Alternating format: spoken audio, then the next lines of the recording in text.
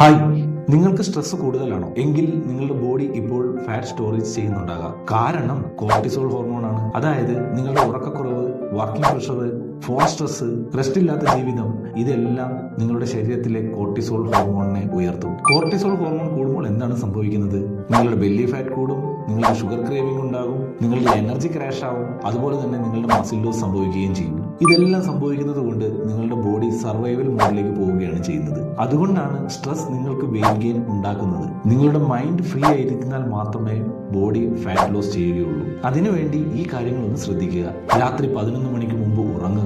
രാവിലെ സൂര്യൻ ഉദിക്കുന്നതിന് മുമ്പ് ഉറങ്ങി എഴുന്നേക്കാൻ ശ്രദ്ധിക്കുക. നിങ്ങളുടെ മെന്റൽ സ്ട്രെങ്തിനെ സപ്പോർട്ട് ചെയ്യാൻ വേണ്ടി മഗ്നീഷ്യം അടങ്ങിയിട്ടുള്ള ആഹാരങ്ങൾ കഴിക്കാൻ വേണ്ടി ശ്രദ്ധിക്കുക. ഇടയ്ക്കിടയ്ക്ക് ഡീപ് ബ്രീത്തിങ് എടുക്കാൻ വേണ്ടി ശ്രദ്ധിക്കുക.